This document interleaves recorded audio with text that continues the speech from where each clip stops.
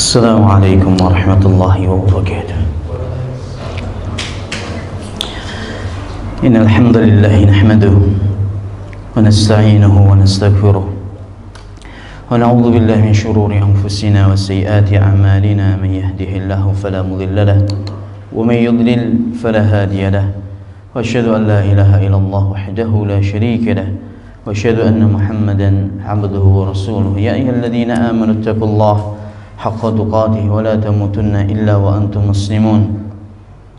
يا أيها الناس اتقوا ربكم الذي خلقكم من نفس واحدة وخلق منها زوجها وبث منهما رجالا كثيرا ونساء واتقوا الله الذي تساءلون به والأرحام إن الله كان عليكم رقيبا. يا أيها الذين آمنوا اتقوا الله وقولوا قولا سديدا يصلح لكم أعمالكم ويغفر لكم ذنوبكم ومن يطع الله ورسوله فقد فاز فوزا عظيما. أما بعد فإن أصدق الحديث كتاب الله وخير الهدي هدي محمد صلى الله عليه وسلم وشر الأمور محدثاتها وكل محدثة بدعة وكل بدعة ضلالة وكل ضلالة في النار. اللهم صل وسلم على نبينا محمد وعلى آله وأصحابه ومن سار على نهجه إلى يوم الدين. أما بعد، إخواني وأخواتي، بارك الله فيكم جميعا. طبتم وطاب ممشاكم وتبوأتم من الجنة منزلا. أسأل الله سبحانه وتعالى بمنه وكرمه التوفيق والسداد والرضا والرشاد فإنه ولي ذلك والقادر عليه. Segala puji bagi Allah Azza wa Jalla yang mana dengan nikmatnya pada malam hari ini kita masih diberikan kesehatan di kandung badan, waktu yang longgar, sehingga kita bisa menghadiri kajian rutin kita bersama kitab Arba'in atau bersama kitab Al-Arba'un An-Nawawiyah dengan syarahnya, dengan istimbatat yang ditulis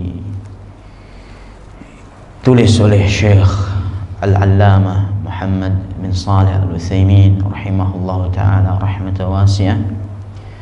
Dan insyaallah kita akan lanjutkan masih berkaitan dengan hadis Jibril yang panjang, penjelasannya pun juga panjang, dan kita masuk pada poin yang keberapa? Yang keberapa sekarang?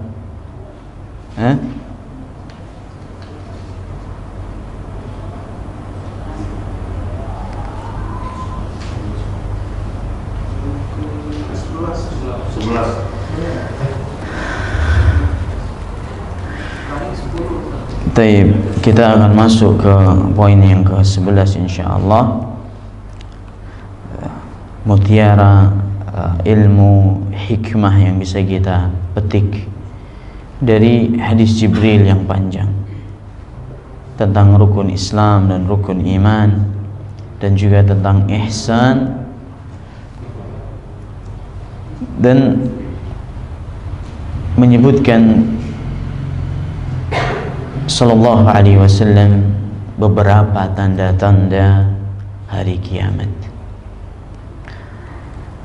Al-Hadi Ashar yang ke-11, qala fadilatul Syekh Muhammad bin Salih Al-Utsaimin rahimahullah ta'ala,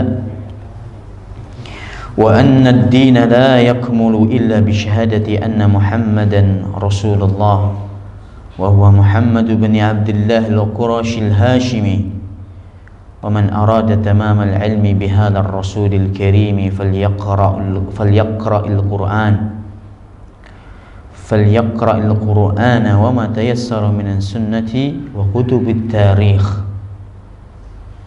Yang ke-11, kata beliau, kata Syekh Muhammad bin Salih Al-Utsaimin rahimahullah, sesungguhnya agama ini tidak akan sempurna, tidak akan berdiri tegak kecuali dengan syahadat. Tidak akan sempurna agama ini dan juga tidak akan tegak agama ini kecuali harus dibarengi dengan syahadat, kesaksian bahwasanya Muhammad sallallahu alaihi wasallam adalah hamba dan utusannya Allah Subhanahu wa taala. Jadi syahadat Nggak cuman asyhadu an la ilaha illallah saja. Setelah asyhadu an la ilaha illallah wa asyhadu anna Muhammadar Rasulullah, bahkan syahadat ini nggak bisa dipisahkan. Dua menjadi satu kesatuan, sudah nggak bisa dipisahkan. Makanya dalam masalah kesaksian atau ketika orang bersaksi, berikrar, mengucapkan kalimat syahadat, nggak cukup asyhadu an la ilaha illallah. Orang yang masuk Islam ketika berikrar nggak cukup mengucapkan asyhadu an la ilaha illallah, harus wa asyhadu anna Muhammadar Rasulullah. Tidak akan sempurna agama ini kecuali dengan bersaksi bahwasanya Muhammad sallallahu alaihi wasallam hamba dan utusannya Allah Subhanahu wa taala. Beliau adalah Muhammad bin Abdullah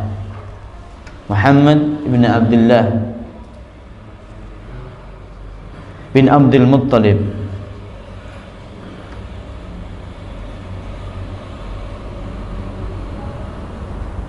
bin Hashim bin Abdul Manaf. Berapa ini sudah? Muhammad bin Abdullah bin Abdul Muttalib bin Hashim bin Abdul Manaf bin Qusay bin Kilab.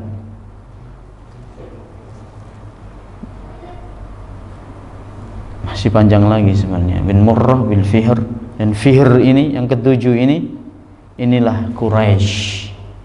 Fihr ini gelarnya Quraisy, kakek yang ketujuh kalau nggak salah dari kakeknya Rasulullah SAW, dan masih panjang lagi, ada puluhan di atas sampai Nabi Ismail, ada mungkin 20-an, 5 orang sampai Nabi Ismail alaihissalam. Dan Fihr itu yang mendapatkan gelar Quraisy, sehingga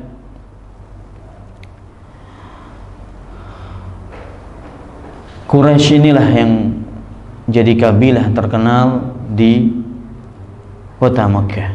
Nah,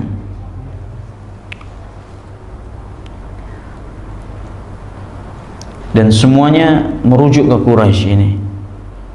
Makanya kafir Quraisy.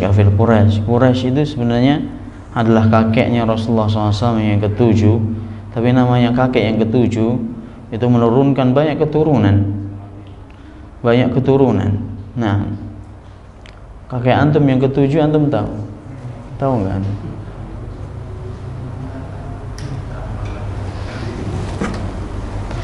Ana ada kakek saya yang ketujuh, masih tertulis. Bahkan 13 di atas saya masih tertulis. Inilah kelemahan kita, bahkan inilah termasuk dari kekurangan kita plus kesalahan kita. Dan Islam amat sangat menganjurkan untuk perhatian terhadap nasab. Ini sering kali saya sampaikan sebenarnya. Sering kali sebenarnya ana sampaikan di majlis-majlis ta'lim. Enggak cuma di majlis di sini, bahkan di majlis-majlis enggak bisa saya sebutkan masalah nasab ini. Penting untuk kita, penting untuk kita pelajari dan kita jaga. Nah, tujuannya apa sih melajari nasab ini? Tujuannya apa? Untuk bangga-bangga gitu. Anak keturunannya Sultan Mahmud, antum anak darah biru, bukan. Dalam hadis yang sahih, ini hadis sahih, seingat ana ini adalah hadis Muslim. Rasulullah SAW bersabda, ta'allamu min ansabikum tasil bihi arhamakum. Ta'allamu min ansabikum tasil bihi arhamakum. Pelajarilah nasab-nasab keturunan kalian, yang dengannya kalian bisa menyambung tali silaturahmi. Nah, taib tentang Rasulullah SAW tentunya bukan di sini obrolan kita tentang Rasulullah SAW, tentunya tidak di kajian ini, butuh kajian khusus, yaitu kajian sirah nabawiyah. Dan sudah ada kajian kita di Masjid Bakti setiap malam Rabu, itu ada kajian sirah nabawiyah.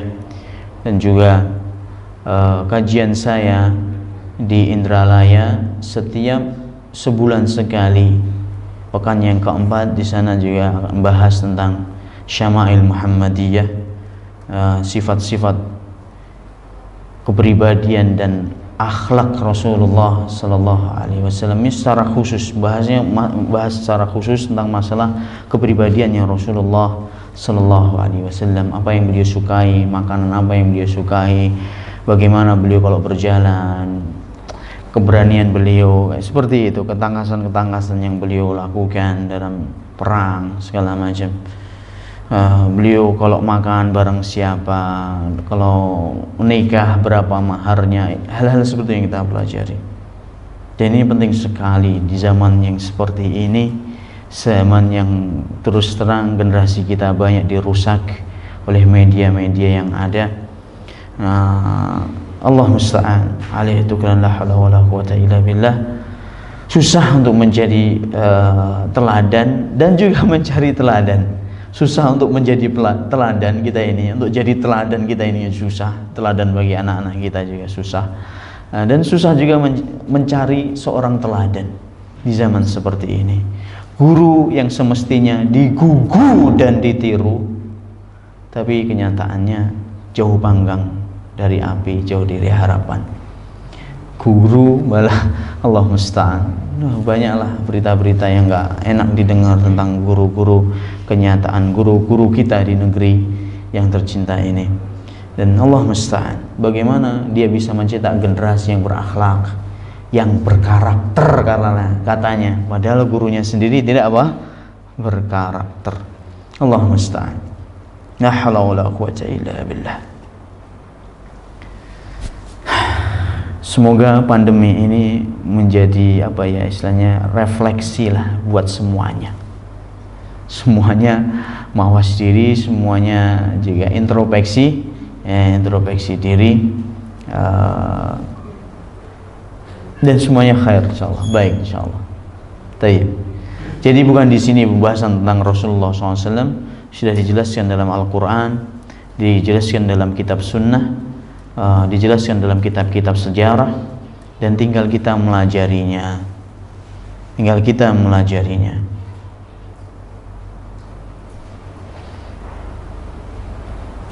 Kalau antum pengen tahu gubernur Sumatera Selatan gimana caranya?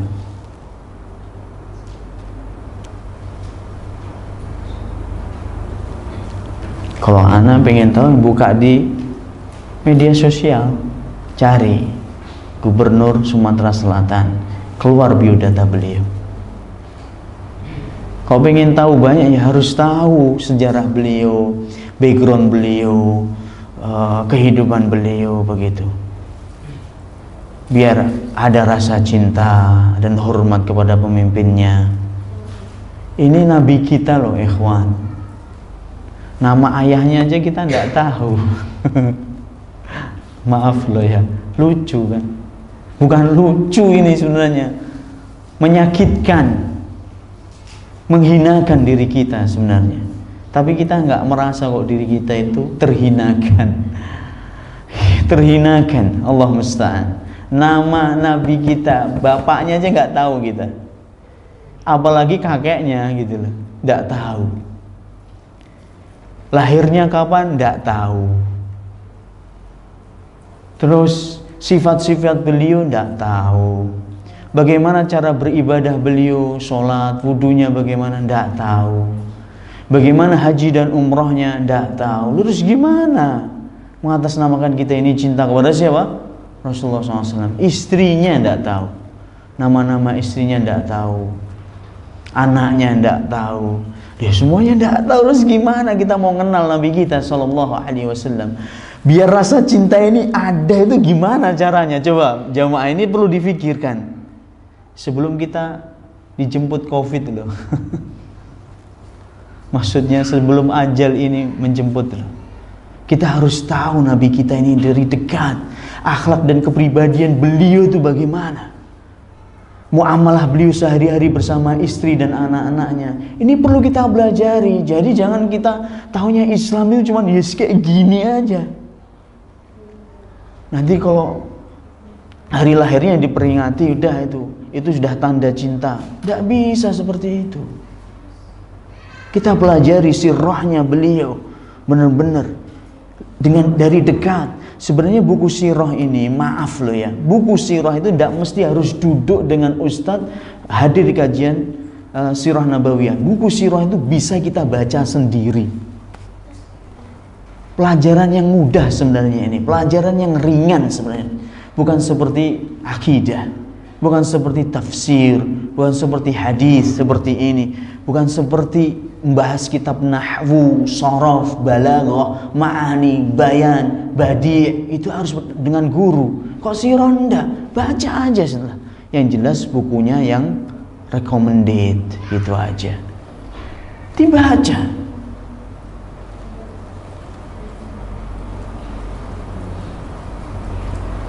Dan asyik loh baca sirah itu. Ada majlis taklim, kajian sirah nggak kita hadiri, ya kan? Disuruh beli buku kate buntu, ya kan? Kate duit plus buntu gitu. Alasannya begitu. Yang punya buku hanya cuma pakai pajangan, nggak malah dibaca. Terus bagaimana kita mau kenal Rasulullah SAW? Makanya Allah musta'an. Ada perkataan bujangga Arab mengatakan, ta'sil ilah wa anta tas'amu hubbahu, hadha al-amri fil qiyasi syani'u, in kana hubbuka sadiqan la ata'tahu, innal muhibba liman yuhibbu muti'u, innal rajula idha ahabba ahadan kathura dhikruhu.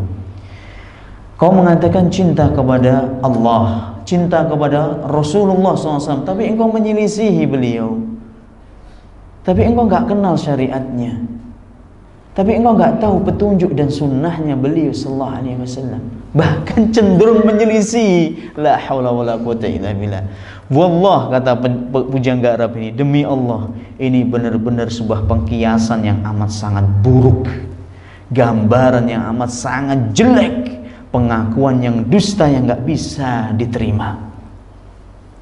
Kalau cintamu benar-benar jujur, pasti engkau akan taati beliau, pasti engkau akan kenal benar beliau, kau taati perintah beliau, engkau jauhi larangan beliau Sallallahu Alaihi Wasallam. Karena namanya orang itu kalau cinta pada seseorang, apa yang dia perintahkan pasti apa? Kalau orang itu cinta sama seorang, kalau Anda cinta sama istri saya, apa yang diminta istri, dia akan berusaha untuk apa? Dia akan penuhi, karena atas nama cinta. Dan orang, kata ini sebutkan dalam sebuah riwayat, kalau seorang itu cinta kepada Allah, kepada Rasulullah SAW, akan sering dia akan menyebutnya. Sering menyebutnya. Ini tanda-tanda cinta jemaah. Sering kita menyebut Rasulullah. Sering menyebut Rasulullah SAW berarti nyebutnya pakai apa? Nyebutnya ketika apa kita ini? Kita ini loh menyebut Rasulullah SAW itu ketika apa? Masih bingung kelihatannya yang lain. Kita pengen menyebut Rasulullah SAW, kita sebut di mana? Di sholawat kita, di tasyahud kita, asyhadu alla ilaha illallah, asyhadu anna Muhammadar Rasulullah, dalam azan kita. Dan ini mungkin kalau azan dan tasyahud nunggu waktu sholat dan nunggu waktu azan, bisa kita sesering mungkin menyebut beliau sebagai tanda cinta kita kepada beliau, yaitu dengan apa? Bersolawat. Ya Allah ya Rabb. Ini koreksi buat kita loh jemaah. Kita ini sudah lama dalam Islam, umur kita sudah di ujung sudah mau finish kita ini, perjalanan kita mau berakhir, tapi kita belum banyak paham tentang agama kita. Masih banyak amalan-amalan yang kita tinggalkan dan masih banyak dosa yang kita lakukan. Ini yang repot. Allah musta'an. Terus mengatakan cinta lagi. Ini kan dusta, gak bisa diterima. Namanya orang yang cinta itu yaitu tadi harus mentaati, meninggalkan apa yang beliau larang, menghidupkan sunnahnya, menjauhi larangannya, sering menyebut nama beliau sallallahu alaihi wasallam. Kok disebut nama beliau jemaah? Bersolawat sallallahu, jangan dibatin selawatnya, diucapkan sallallahu alaihi wasallam. Rasulullah SAW bersabda, al-bakhil man idza dzukirtu indahu wa lam yusalli alayya. Namanya orang yang pelit, medit, kayak medit. Medit itu apa ya ini? Orang yang pelit sekali itu, orang yang bakhil, orang yang kikir. Apalagi bahasa yang di sini?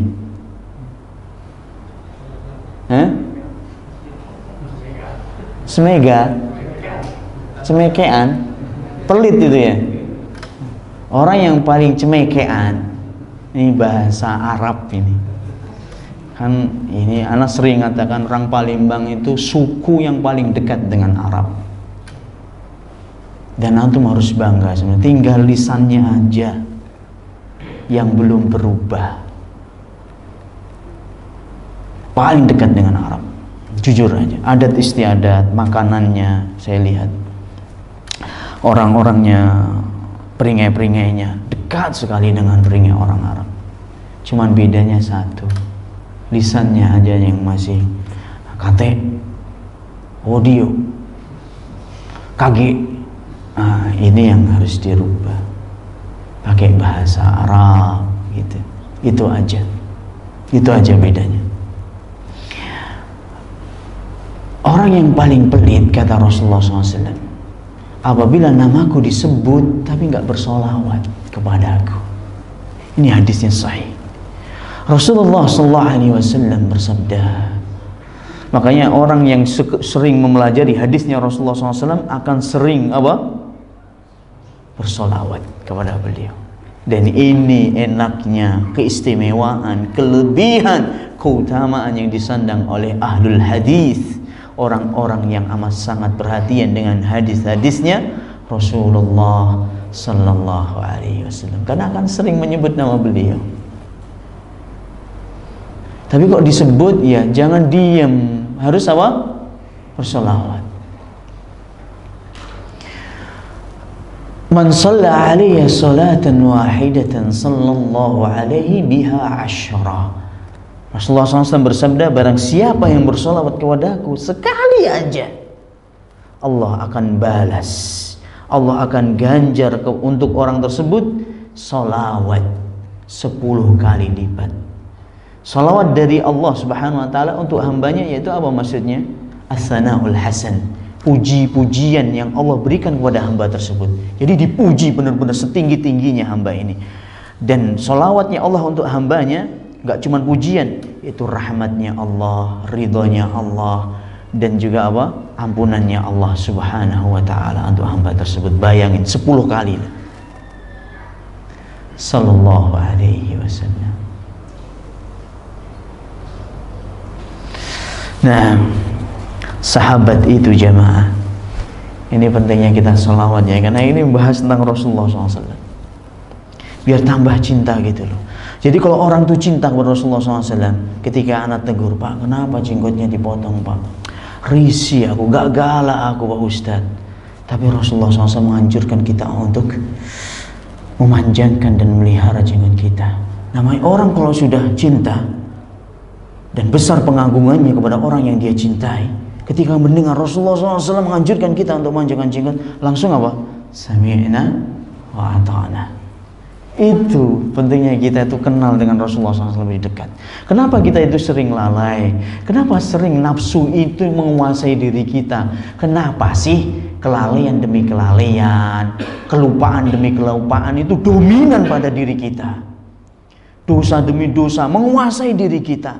Nafsu dunia, nafsu wanita, nafsu harta, itu dominan pada diri kita, mengalahkan segala-galanya, mengalahkan Allah dan Rasulnya. Ya karena kita bodoh, tidak banyak tahu tentang Allah, tidak banyak paham tentang siapa? Rasulullah SAW. Ini diantara penyebab kemaksiatan. Wallah, Sahabat ya jemaah datang kepada Rasulullah SAW bertanya, ya Rasulullah, kam aj'alu salataka fi du'ai, kam aj'alu salataka fi du'ai ya Rasulullah. Ya Rasulullah, kira-kira kalau aku berdoa, sholawat kepadamu itu kira-kira berapa persen yang aku jadikan dalam doaku? Ketika orang berdoa, kan ada padanya kan bersolawat, ya kan? Sahabat ini bertanya, kira-kira berapa banyak aku harus bersolawat kepadamu ya Rasulullah dalam doa-doaku?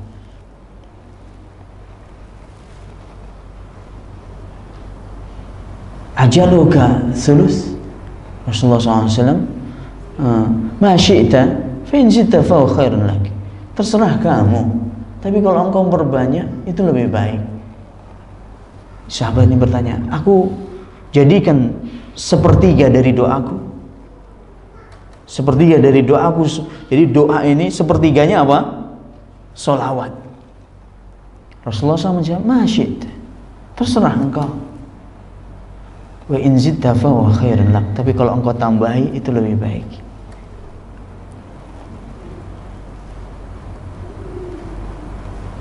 Fanisf ya Rasulullah, gimana kalau setengah dari doaku itu selawat kepadamu?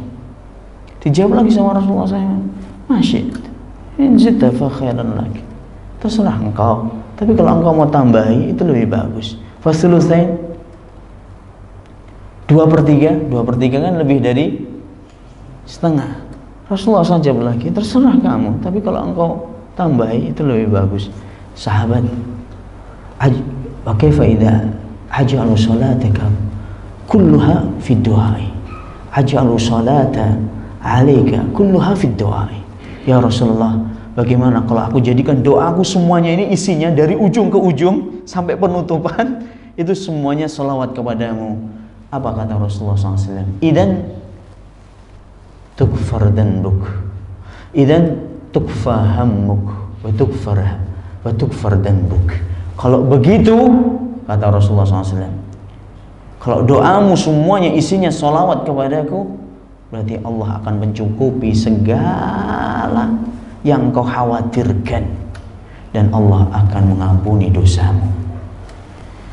Ya jemaah, ham di sini, ham, kegundahan, kegelisahan, Allah akan mencukupi segala kegundahanmu. Apa yang membuat kegundahan kita itu Allah akan hilangkan, Allah akan penuhi, Allah akan cukupi. Kegundahan ini umum loh bentuknya, umum, demi Allah umum. Kesehatan bisa mengundang kegundahan, rizki yang gak lancar gundah. Gundah gak ya kawan? Buka dompet ketemu pati murah, gundah enggak? Ana masih suka dengan pati murah. Ana belum bisa move on dengan yang baru ini. Aku tetap cinta dengan pati murah. Cinta aja, tapi tidak mau duitnya itu. Ana lebih suka yang warna merah itu, Soekarno Hatta. Nah, kalau antum melihat pati murah, gundah enggak? Anak harus dibayar SPP-nya, listrik harus dibayar, belum pam kita ini, Masya Allah, ngantri di depan kita ini. Sering kita ini gundah. Allah akan cukupi semuanya ini hanya dengan banyak bersolawat. Isi doa kita ini semuanya dengan apa? Salawat. Gak cuman itu dia jemaah, gak cuman itu, diampuni dosa kita. Ya Allah, kurang agung apa kita ini untuk mempelajari tentang kehidupan beliau sallallahu alaihi wasallam. Sekali lagi, ana anjurkan ikhwah, kalau nggak sempat bermajlis, sisakan waktu, luangkan waktu, ibu-ibu, luangkan waktu dalam hidup kita untuk melajari kehidupan baginda Mustafa wa Rasul Mujtaba sallallahu alaihi wasallam. Allah jemaah, kalau membaca sirah beliau itu Masya Allah, lupa makan kita. Rasanya kayak di dunia mana gitu kita ini kalau sudah membaca sirahnya beliau. Seolah-olah kita ada di hadapan beliau sallallahu alaihi wasallam. Ketika beliau itu ngomong dengan sahabat, seolah-olah beliau itu ngomong juga dengan kita sallallahu alaihi wasallam. Ini penting. Jadi ibadah itu semangat gitu loh. Karena semuanya ada, dan ibadah itu sesuai dengan petunjuk karena kita melajari kehidupan beliau. Sehari-harinya ngapain, di tahun ini apa yang terjadi, ketika beliau sakit menjelang wafat itu sakitnya berapa hari, siapa yang gantiin. Nah itu kita soalnya kayak hidup, kayak hadir di waktu itu kalau kita mempelajari sirah beliau sallallahu alaihi wasallam. Nah jadi ini poin yang ke-11, ini penting sekali, PR buat antum untuk melajari sirah beliau sallallahu alaihi wasallam. Al-thani ashar, yang ke-12, poin yang ke-12, anna Rasulullah sallallahu alaihi wasallam jama'a syahadata an la ilaha illallah wa anna Muhammadar Rasulullah wa anna Muhammadar Rasulullah fi ruknin wahid. Yang ke-12 ini juga penting sekali. Rasulullah sallallahu alaihi wasallam mengumpulkan antara syahadat la ilaha illallah, kesaksian kepada bahwasanya tidak ada sembahan yang berhak disembah kecuali hanya Allah, dan mengumpulkan Muhammadur Rasulullah. Mengumpulkan dua syahadat ini dalam satu rukun. Dalam satu rukun, mengumpulkan dua syahadat dalam satu rukun. Kan rukun Islam, rukun iman kan ada berapa jamaah? 6. Kan beliau ditanya oleh Jibril, ya akhbirni ya Muhammad anil iman. Wahai Muhammad, ajari aku, sampaikan kepadaku tentang rukun iman. Beliau mengatakan yang pertama, antasyhadu an la ilaha illallah wa anna Muhammadar Rasulullah. Engkau bersaksi bahwasanya tidak ada sembahan yang berhak disembah kecuali hanya Allah, dan Muhammad adalah hamba dan utusannya. Jadi dua syahadat ini, syahadat asyhadu an la ilaha illallah dengan syahadat Muhammad Rasulullah, digabungkan oleh Rasulullah SAW menjadi satu rukun.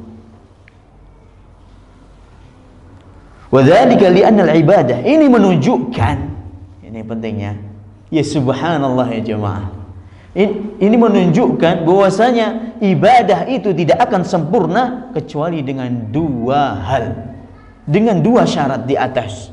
Dengan syarat asyhadu an la ilaha illallah, syarat yang pertama, wa asyhadu anna Muhammadar Rasulullah, syarat yang kedua. Apa maksudnya ini, Ustaz? Syarat pertama asyhadu an la ilaha illallah, yaitu apa? Ikhlas karena Allah.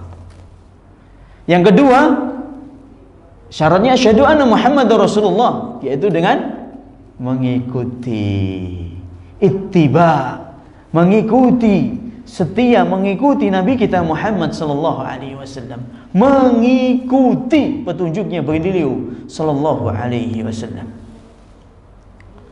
Ikhlas. Dan ini konsekuensi kalimat tauhid. Tauhid itu sering sudah ana sampaikan. Asyhadu an la ilaha illallah, asyhadu an la ilaha illallah memiliki, atau la ilaha illallah memiliki, sudah saya bahas di sini. Waktu habis subuh, syarat-syarat la ilaha illallah. Ada berapa syarat la ilaha illallah itu?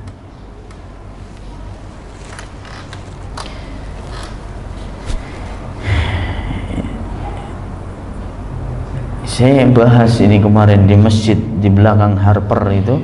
Saya khutbah Jumat. Saya bahasnya syarat la ilaha illallah.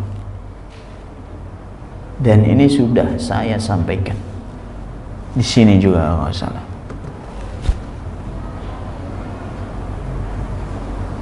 Habis subuh. Nah, satu, harus berilmu ketika mengucapkannya. Mengucapkan la ilaha illallah itu gak asal ucap la ilaha, harus berilmu. Ilmunya maksudnya apa, Ustaz? Mengilmui artinya, paham artinya, paham tuntutan, konsekuensi la ilaha illallah. Yang kedua, yakin dalam mengucapkannya, gak ragu-ragu. Kalau kita berikrar, ya harus yakin bahwasanya tidak ada sembahan yang berhak disembah kecuali hanya Allah. Harus yakin, mengguncang di dalam dada kita keyakinan ini. Tidak diiringi dengan keraguan sedikit pun. Yang ketiga, al-qabul, menerima. Nah, ini menerima apa? Ya apa yang diperintahkan oleh Allah diterima dengan lapang dada, tidak menolak. Termasuk orang itu bukti kalau orang itu tauhidnya benar, la ilaha illallahnya benar. Kalau ada perintah dari Allah langsung sami'na wa ata'na. Ada larangan sami'na wa ata'na. Menerima. Ini yang ketiga. Yang keempat, al-inqiyad, tunduk dan patuh kepada beliau, kepada Allah Subhanahu wa taala dan juga kepada Nabi-Nya sallallahu alaihi wasallam. Tunduk dan patuh. Gak cuma taat kepada Allah, ya harus, kalau kita taat kepada Allah harus jadi satu kesatuan, harus taat juga kepada siapa? Rasulullah SAW. Ini syarat yang keempat. Yang kelima,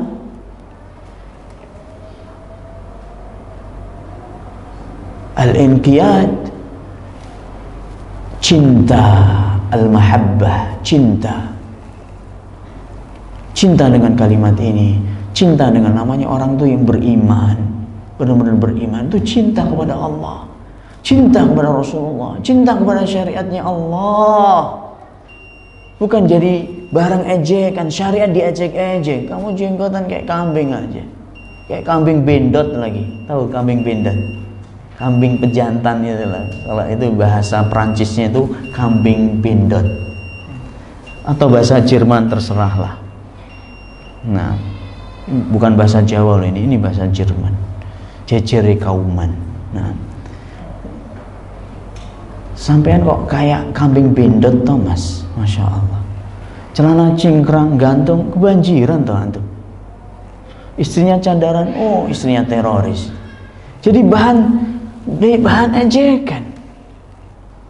Gimana orang mengatakan cinta kepada Allah dan Rasulnya tapi nggak cinta kepada syariatnya? Na'udzubillahi min dzalik. Ini insyaallah ini yang kelima, masih ada 6, 7 insyaallah habis salat Isya biidnillahi ta'ala. Tafadhal adzan. Alhamdulillah. Alhamdulillah, assalatu wassalamu ala Rasulillah wa ba'd. Syarat yang keenam, as-sidq, jujur. Jujur ketika kita berikrar, tidak terpaksa, tidak karena tuntutan orang atau tekanan orang lain. Jujur kita dalam berikrar, bersyahadat kepada Allah Subhanahu wa ta'ala, bersaksi bahwasanya tidak ada sesembahan yang berhak disembah kecuali hanya Allah Azza wa Jalla. Nah, yang ketujuh, yang terakhir adalah ikhlas. Mengucapkan kalimat syahadat harus ikhlas. Ikhlas karena mengharap wajah Allah Azza wa Jal, bukan karena dunia, bukan karena malu dengan tetangga, bukan karena nggak lemah nanti kalau ditanya Ustadz. Karena ibadah ini harus karena Allah, apa saja. Dan ini yang paling berat. Ibadah yang paling berat itu adalah ngurusi ikhlas ini. Paling berat demi Allah. La haula wa la quwwata illa billah. Makanya Rasulullah SAW mengajari kita untuk memperbanyak doa agar supaya terjaga keikhlasan kita, dan diajarkan kepada para sahabat dan diabadikan doa ini sampai hari ini. Allahumma inni a'udzubika an usyrika bika syai'an wa ana a'lam, wa astaghfiruka mimma la a'lam. Ya Allah, aku berlindung kepadamu dari menyekutukan Engkau dengan suatu apapun, dan aku sadar, aku tahu. Ya Allah, aku berlindung kepadamu dari jatuh pada kesyirikan, tapi aku sadar kok itu tuh kesyirikan. Ini kita berlindung pada Allah. Dan aku mohon ampun kepadamu ya Allah dari terplesetnya diri ini, jiwa ini kepada kesyirikan, dan kami tidak sadar kalau itu syirik. Ini doa yang luar biasa. Luar biasa. Allah musta'an, alaihi tuqala la haula wala quwata illa billah. Makanya tadi syarat yang pertama, bahwasanya ibadah ini ada dua syarat. Kenapa Rasulullah SAW menyebutkan atau menggabungkan dua kalimat syahadat ini dalam satu rukun? Rukun yang pertama kan bersyahadat kepada Allah, bersyahadat bahwasanya tidak ada sembahan yang berhak disembah kecuali Allah, dan Muhammad, dan bersaksi bahwasanya Muhammad hamba dan utusannya Allah. Ini kan jadi satu rukun dalam rukun iman. Sebabnya apa? Beliau menjadikan dua kalimat syahadat menjadi satu rukun karena ibadah ini dibangun di atas satu rukun ini, di atas dua kalimat syahadat ini, dan tidak bisa tegak agama dan ibadah seorang kecuali dengan dua kalimat syahadat ini. Syahadat la ilaha illallah, di sini ada keikhlasan syaratnya. Dalam ibadah harus ikhlas. Asyhadu anna Muhammadar Rasulullah, harus mengikuti Muhammad sallallahu alaihi wasallam dalam beribadah. Mengikuti ini yang banyak belum diketahui, banyak belum kaum muslimin yang sadar atau paham, sadar tapi tidak mau mengamalkan perkara mengikuti petunjuknya Rasulullah sallallahu alaihi wasallam dalam segala macam ibadah, dalam segala hal yang dikatakan itu ibadah. Kok dalam urusan dunia silahkan kajian pakai mic seperti ini, tidak ada masalah. Ini urusan dunia, ini hanya sekedar wasilah.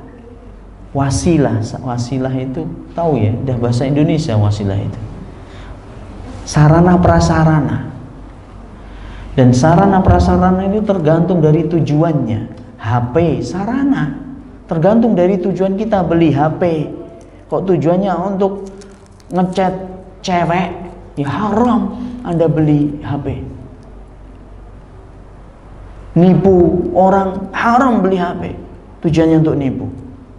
Ini sarana, ini urusan dunia, nggak ada hubungannya dengan agama. Kecuali kok sudah digunakan untuk berbuat maksiat, baru hubungannya dengan agama. Kok digunakan untuk beribadah, baru ada hubungannya dengan agama. Ini masalah ibadah. Ibadah, apa saja yang dikatakan ibadah, apa saja harus mengikuti petunjuknya Rasulullah SAW. Ada pun dalam masalah dunia, sarana, itu tergantung dari tujuannya. Anda beli mobil namanya Alphard, Volkswagen limited edition. Boleh enggak beli Alphard? Boleh. Tapi kalau Anda beli tujuannya biar untuk dilihat tetangga, oh fulan punya Alphard, tidak ada sekomplek ini punya Alphard kecuali hanya saya, tujuannya untuk mendapatkan pujian orang, dosa dia. Tapi kalau dia beli Alphardnya karena keluarganya keluarga besar, sudah tua-tua, bapaknya tua, ibunya tua, dan ada bibiknya tinggal sama dia, pengennya membuat mereka nyaman, kemudian dia juga ada duit, tidak ada masalah. Urusan dunia boleh, itu boleh. Muslim kaya nggak tercela, boleh. Tapi kok sudah urusannya dengan riya, sum'ah, biar didengar, biar dipuji, biar dilihat, biar dihormati, biar ini sudah berbuat maksiat. Ini harus dipahami. Kalau urusan ibadah, urusan dalam agama harus ngikuti siapa? Rasulullah. Dari takbiratul ihram salat kita sampai salam, sampai zikirnya, tata cara zikirnya ikuti petunjuknya Rasulullah sallallahu alaihi wasallam. Zikir. Ini banyak loh di antara kita yang belum tahu zikirnya itu gimana sih? istighfarnya itu bagaimana sih yang dicontohkan oleh Rasulullah SAW, itu perlu dipelajari. Dan sudah saya kelihatannya belum saya sampaikan ini. Pernah saya sampaikan tapi belum sempat diabadikan sehingga susah untuk merujuk. Bisa dibeli buku-bukunya, buku-buku masalah zikir habis sholat, zikir pagi dan petang, zikir sebelum tidur. Itu diajarkan oleh Rasulullah Sallallahu Alaihi Wasallam. Tinggal kita mau melajari atau tidak. Yang sudah melajari tinggal mengamalkan, sehingga hidup kita ini berkah, ibadah ini berkah, ibadah ini diterima, ibadah ini nikmat, sehingga ibadah kita itu berdampak dulu pada diri kita. Inna sholata tanha 'anil fahsya'i wal munkar. Orang sholat jentat-jentit terukuk sehari 5 kali, tapi perbuatannya naudzubillah, buruk akhlaknya dengan istrinya, bermasalah dengan tetangganya, konflik dengan keluarga besarnya, putus hubungan dengan kakak dan adiknya. Ini muslim apa? Kalau sholatnya membuat dia itu nggak bisa menahan diri dari perbuatan keji dan mungkar, perlu dikoreksi. Ternyata dilihat-lihat, sholatnya nggak sesuai dengan petunjuknya siapa? Rasulullah SAW. Sholat terlalu cepat, nggak khusyuk, nggak tumakninah. Nah, cobalah jamaah longgarkan dada dan hati kita untuk pengen melajari petunjuknya Rasulullah Sallallahu Alaihi Wasallam. Dalam sholat saja, saya cuma nggak banyak-banyak, dalam sholat aja dulu.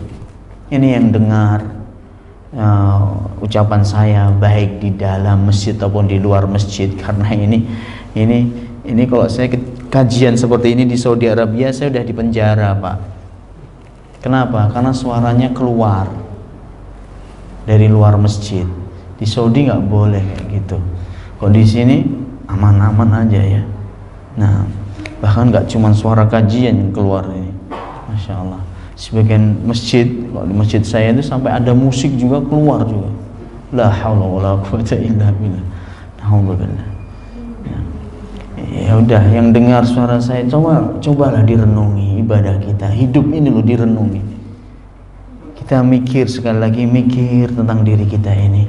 Memikirkan dua kalimat syahadat tadi, maknanya apa, kandungannya sampai seperti itu. Ternyata satu rukun ini, masya Allah, rukun iman, beriman kepada anta syahada la ilaha illallah. Rukun Islam, rukun Islam beliau jadikan satu rukun, yaitu dalam rukun Islam asyhadu an la ilaha illallah wa asyhadu anna muhammadar rasulullah. Saya tadi salah ucap rukun iman. Rukun Islam, rukun yang pertama dari 5 rukun ini. Satu rukun ini terdiri dari 2 ternyata. Bersaksi kepada Allah, bersaksi kepada Rasulullah SAW, berikrar untuk Allah Subhanahu wa taala dan Rasulnya sallallahu alaihi wasallam. Ada 2. Ini ternyata kandungannya segitu dalamnya. Bahwasanya ibadah ini harus didasari dengan 2 kalimat syahadat tersebut, ikhlas dan mutaba'ah, mengikuti petunjuknya Rasulullah sallallahu alaihi wasallam. Nah, jadi mungkin kita ini dalam hidup kita itu sering bermasalah ya.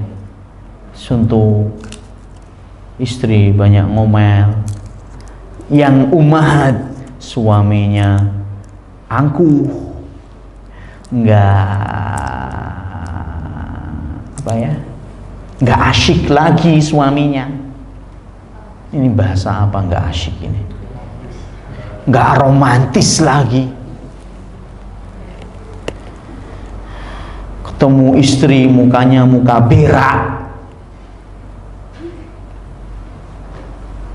muka maaf ini yang dihadapkan ke istrinya itu muka-muka yang kayak gitu itu. Naudzubillah. Ini bahasanya nggak bagus ini.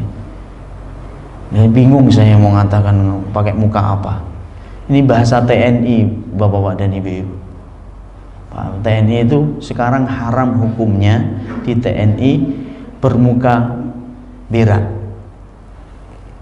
Jadi ketemu komandan, senyum, ya habis itu dirubah di TNI. Dulu kan, kayak gitu kan. Sekarang nggak boleh kayak gitu. Jadi harus senyum. Itu di TNI sampai senyum. Bahkan kalau di batalion yang pernah saya ngisi, batalion 408 Subrasta, sekarang jadi Raider Angkatan Darat yang ada di Solo sana, itu diwajibkan anggota itu 20 kali dalam sehari senyum jamaah. Kok sudah dihitung 20 kali cukup? Ya sudah, berarti nggak senyum nggak apa-apa. Antum senyum berapa kali sehari? Nggak dihitung. Atau memang saya nggak pernah senyum kok Ustaz? Masya Allah, sama istri nggak pernah senyum, ngeluh, nggak romantis lagi Ustaz. Maaf, kelihatannya ada masalah dengan ibadah kita ini. Maaf, kelihatannya ada masalah dengan hubungan kita dengan Allah Subhanahu wa ta'ala. Duit susah, sulit nyari duit ini. Ya Allah, berbuntu-buntu. Ini bahasa apa lagi ini, berbuntu-buntu ini. Aduh, gali lubang tutup lubang, gak ada akhirnya. Susah mencari penghidupan. Kelihatannya ada yang bermasalah dengan hubungan kita dengan Allah. Gak ada yang lain. Rasulullah SAW bersabda, ini semuanya itu ada dalilnya loh Pak. La yazalun nasu yata'akharu an salatihim hatta yuakhiruhumullah.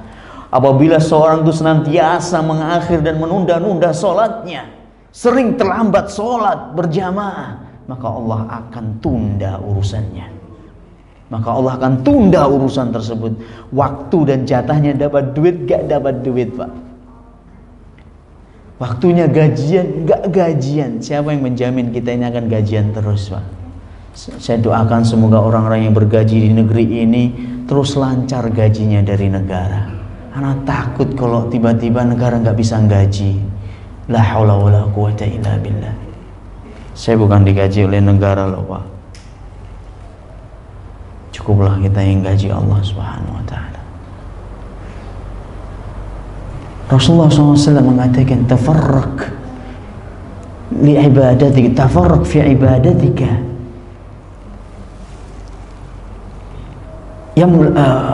tafarraq fi ibadatik, yamli qalbaka ghinan wa yasuddu faqrak. Hendaknya kalian benar-benar serius, fokus, serius dalam masalah ibadah. Kalau urusan ibadah serius, fokus benar-benar kalau sudah waktunya beribadah. Serius, utamakan ibadahmu, sungguh-sungguhlah engkau dalam beribadah. Maka Allah akan kayakan dirimu. Dalam riwayat, Allah akan kayakan hatimu. Allah akan cukupi dirimu. Wa yasuddu faqrak, dan Allah akan tutupi kemiskinanmu. Bayangin jamaah, urusan ibadah lah ini.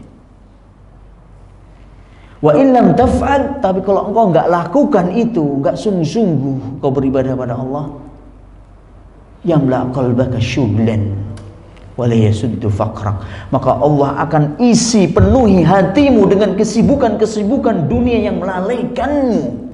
Dan Allah tidak akan tutupi kemiskinanmu. Wala ya'tihi minad dunya illa ma kutiba lah. Oh iya, masih ada potongan hadis yang ketinggalan. Selain Allah akan tutupi kemiskinan kita kalau kita sungguh-sungguh beribadah. Wa ya'tihi minad dunya wa hiya raghimah. Allah akan datangkan dunia kepadanya dengan penuh kehinaan. Allah akan datangkan dunia kepadanya dengan penuh kehinaan. Datang, istilahnya apa? Maksudnya hina itu gimana? Jadi disuruh pergi dunia itu, dia ngejar dia. Gitu loh maksudnya. Dengan penuh kehinaan dunia itu datang kepada dia, menghampiri dia. Sana-sana, aku nggak galak. Dunia itu ngejar dia. Luar biasa jemaah. Nikmat kalau orang itu beribadah benar, paham syariatnya Allah dan Rasulnya sallallahu alaihi wasallam, enak. Tapi kalau enggak, kita enggak mengindahkan urusan agama ini, urusan akhirat kita ini, alah, terserahlah. Enggak peduli dengan urusan agama dan syariatnya Allah, enggak peduli dengan urusan ibadah kepada Allah Subhanahu wa taala, ya Allah akan penuhi hati kita itu dengan penuh dengan kesibukan yang melalaikan, yang menipu kita. Tahu-tahu mati belum siap. La haula wala quwwata illa billah. Tahu-tahu mati belum sempat bertaubat kepada Allah karena sibuk dengan dunia. Boleh kita sibuk dengan dunia, boleh Pak, boleh. Yang tercela dalam agama itu apa? Apabila sudah melalaikan dari tugas dan tanggung jawab kita sebagai hamba Allah Subhanahu wa taala. Dari beribadah, dari menunaikan haknya harta, yaitu wajib zakat, memfoya-foyakan harta, membadirkan harta. Nggak paham lu, zakat tuh nggak paham. Zakat tuh dibayar per bulan. Wah, lucu kan? Bukan lucu ini celah buat kita. Zakat tuh dibayar apa? Setahun sekali. Aduh ya Allah, jadi sudah nggak sempat lagi belajar agama masalah zakat. Padahal zakat rukun Islam. Nggak tahu hukumnya zakat.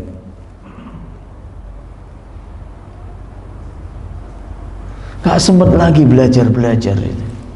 Paling nggak ya tanya kepada ahli ilmu tentang masalah zakat. Nah, sedekah. Nah ini juga harus pahami. Orang semangat bersedekah tapi yang salah dalam meletakkan sedekahnya. Ya Allah, ya Rabb. Di zaman sekarang ini banyak ini penggalangan dana, donasi, segala macam ya. Banyak donasi, menggalang ini 1 juta Al-Quran, segala macam ya. Ini harus dicek hati-hati gitu kan. Apakah benar-benar itu akan diwujudkan Al-Quran? 1 juta Al-Quran itu untuk siapa? Kadang-kadang saya bertanya-tanya, apakah ada muslim yang gak punya Al-Quran? Kadang-kadang itu saya bertanya-tanya gitu. Kan lebih baik bapak-bapak, ibu-ibu datang ke lembaga yang jelas, pondok pesantren. Butuh apa? Belum ada sumur, galiin sumur. Ini lebih bermanfaat. Apalagi di Palembang ini Pak. Ya Allah, Sungai Musi itu mau meluap, tapi kita nggak cukup lah air PDAM itu. Sungainya aja mau meluap loh. Sungainya Musi itu mau meluap, tapi kita ini masih pumpnya nggak memenuhi. Kalau di tempat saya sana di Sako, terus sampingnya Sako mana lagi? Sako Burang, enggak, kecamatan sebelahnya lagi Sako. Daerah Pusri itu mana? Kalidoni. Tanya aja orang-orang Kalidoni berapa jam ngalirnya. Saya pernah tinggal di daerah Kalidoni itu, di Bukit Sangkal itu ya Pak. Ngalirnya itu jam 12 malam, jam 1, jam 3 itu udah habis Pak.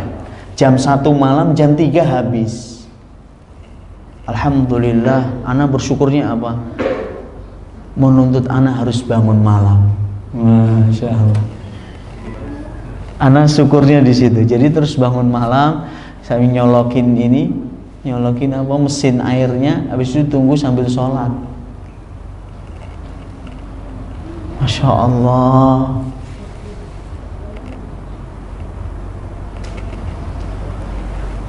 Kok bersedekah? Gak tahu saya ngomong sama siapa ini ya. Di sini gak ada miliarder masalahnya ya.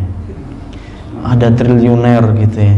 Kalau mau bersedekah, bapak-bapak, ibu-ibu di kota Palembang Darussalam yang dirahmati oleh Allah, bangun sumur yang banyak, dialirkan ke tetangga-tetangga sebelah.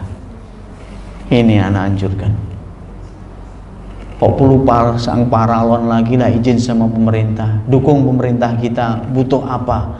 Mesin air umpamanya, wah support ini dana dari swadaya masyarakat Palembang. Tinggal nyaring aja loh Pak itu. Beda dengan Saudi Arabia Pak. Laut itu disuling Pak, bukan disaring, disuling. Bapak kalau ke Jeddah, saya doakan semoga yang hadir di sini bisa menginjakkan kakinya di tanah suci. Amin ya rabbal alamin. Yang enggak amin ya semoga enggak berangkat. Nah, amin. Optimis saja. Amin. Ana sudah haji, ana yakin ana akan haji lagi. Ana yakin. Padahal ana kate fulus, kate duit ana. Tapi ana yakin. Ana yakin itu mudah. Yang penting itu dulu Pak. Karena ana haji ana yang pertama tamu undangannya Raja Fahad, serupiah pun ana nggak bayar. Nah, nanti kok pengen jadi tamunya undangannya Raja Fahad ya setelah kajian aja ana ceritakan nanti ya. Yang penting sering hadir di kajiannya Ustadz Umar insya Allah. Nanti ana kasih rahasianya gimana caranya haji gratis. Banyak doa, yang penting banyak doa ini yang pertama. Nah, di sana itu Pak, kalau Bapak mau ke pas di Jeddah itu, mau turun, mau ke arah bandara, itu nanti samping kiri itu ada kayak pabrik asap ngebul terus gitu. Itu bukan pabrik, itu penyulingan apa? Air Pak. Berapa energi dikeluarkan, berapa tenaga, berapa dolar itu dikeluarkan. 24 jam Pak. Ana mau ngomong, mau tanya, ada yang sudah umroh belum sih? Yang tinggal, yang pernah di Mekah tiba-tiba airnya habis gitu, kejadian nggak? Kate jam 1 malam, kate 24 jam ngalir Pak. Padahal nggak ada sumur di Mekah. Negeri yang berkah. Ngapain kalau saya ya ini ya, untuk di Palembang ini nggak usah wakaf 1 juta mushaf lah ya, dicek bener lah apa bener-bener butuh. Masa nggak ada muslim yang nggak punya Al-Quran? Kalau bener-bener nggak punya ya dikasih, baru dicarikan dana donasi. Tapi kalau ini soalnya semuanya support, ini semuanya orang muslim di Palembang ini beli mesinnya itu yang harganya katanya 12 miliar katanya. Ana dengar-dengar itu. Untuk menambah lagi ini support PDAM negara kita, nggak apa-apa. Bayangin Pak, kok ini lah nanti gratis dong Ustadz. Alhamdulillah kok PDAM jadi gratis kan, gara-gara swadaya masyarakat. Bisa jadi, paling nggak semakin mengikis apa. Tapi Anda dapat pahalanya yang luar biasa. Rasulullah SAW bersabda, afdhalus sadaqati, sebaik-baik sedekah sakyul ma, mengalirkan air Pak. Kalidoni kehausan bapak-bapak dan ibu-ibu, sako kekeringan, ayo bantu gali sumur ya?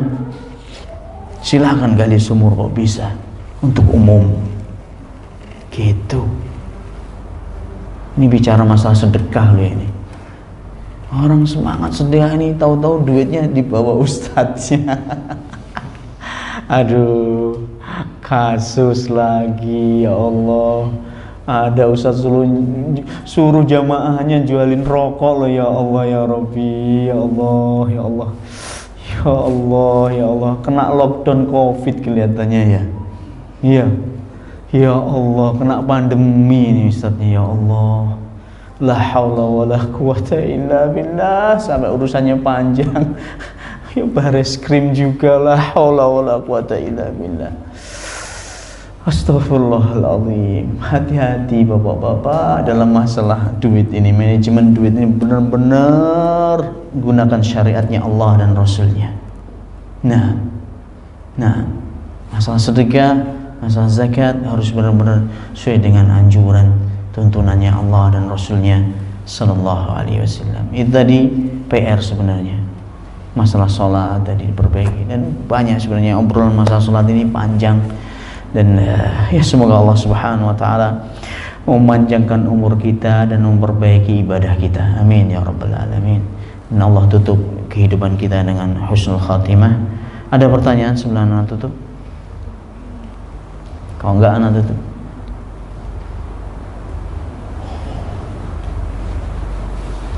Gimana Pak? Mau gali sumur ya habis ini ya?